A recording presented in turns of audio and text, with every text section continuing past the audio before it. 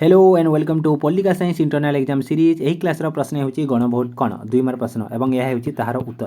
देखो दोस्त, यही क्लास रे आमे यही गणभोट कण 2 मार्क प्रश्नर उत्तर को आलोचना करिबा, जद्वारा तुमको यही प्रश्नर उत्तर को घोषिबा को पड़िबो नाही। ओके, प्रथमे आमे यही प्रश्नर उत्तर को बुझिबा, तापरे यार उत्तर कण लिखिबा ताकू देखिबा।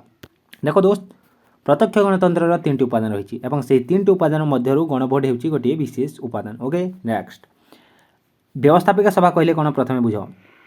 आम देश भारतर पार्लियामेंट कौन करें विभिन्न विषय में आईन प्रणयन कर कार्यकारी करें। ओके, ठीक से परी प्रत्यक्ष गणतंत्र शासन व्यवस्था जो देश में प्रचलित थाए से देशर व्यवस्थापिका सभा विभिन्न विषय में आईन प्रणयन कर कार्यकारी करें। माने आम देश पार्लियामेंट कार्य जहाँ प्रत्यक्ष गणतंत्र जो राष्ट्र में प्रचलित थाए से राष्ट्रर व्यवस्थापिका सभार कार्य पूरापूरी सेम। ओके, किंतु देख पार्लियामेंट कौन करें आम देशर आईन प्रणयन कर पार्लियामेंट निजे ही कार्यकारी करिथाय, किंतु प्रत्यक्ष गणतंत्र शासन व्यवस्था रे एक गणभोट प्रक्रिया थिबा जो व्यवस्थापिका सभा आईन को प्रणयन करी कार्यकारी करबा पूर्व से आईन को प्रथमे लोकमानक निकट को पठाइबो। ओके, से आईन को प्रथमे लोकमानक निकट को पठाइबो।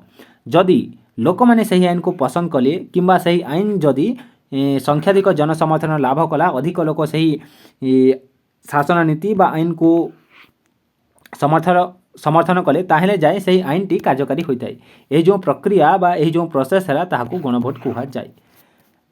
एवं प्रत्यक्ष गणतंत्र शासन व्यवस्था रे एक गणभोट प्रक्रिया थिबा जो व्यवस्थापिका सभा ता मन इच्छा मन मुखे कौन कार्य करें ना।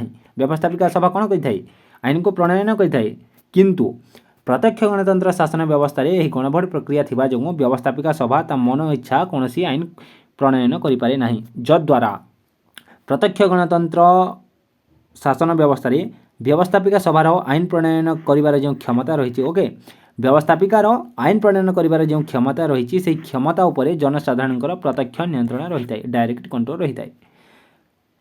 से गणभोट को जनतार भिटो क्षमता बोली कहा जाए। ताहले गणभोट कौन 2 मार्क प्रश्न पढ़े कौन लिखिबो, एमती 2 पैराग्राफ देदेव। ओके, प्रथम लाइन गणभोट हेउची प्रत्यक्ष गणतंत्र एक विशेष उपादान। यही लाइन मन रही जाइए क्लास रे। नेक्स्ट प्रत्यक्ष गणतंत्र प्रचलित थिबा राष्ट्र रे माने प्रत्यक्ष गणतंत्र शासन व्यवस्था जो राष्ट्र रे प्रचलित थाए कौन सी शासन नीति व्यवस्थापिका सभा द्वारा अनुमोदित होई कार्यकारी हेबा पूर्वरु से गुड़िकर माने से शासन नीतिर अनुमोदन पाई जनसाधारण निकट को पठा जाए। संख्याधिक जनसमर्थन लाभ कले से गुड़िक कार्यकारी हुए। आईन प्रणयनर यह प्रक्रिया को गणभोट कहा जाए। नेक्स्ट यह द्वारा व्यवस्थापिका सभा मनमुखी कार्य करिपारे नाही ओ यही पद्धति जोगु व्यवस्थापिकार आईन प्रणयन क्षमता उपरे जनसाधारणकर प्रत्यक्ष नियंत्रण रही थाए। यह थिला गणभोट कौन 2 मार्क प्रश्नर उत्तर। देखो दोस्त, तुम जदि बुझी पारिलो नाही तुम केवल उत्तर को पढ़ी दियो, मु टिके रही जाउछि। ओके, उत्तर को टिके पढ़ी दियो, मन रही बुझीज। उत्तर को टिके पढ़ी दियो, जदि बुझी पारिलो नाही गणभोट कौन क्लास गणभोट कौन एटा गणभोट कौन 2 मार्क प्रश्नर उत्तर।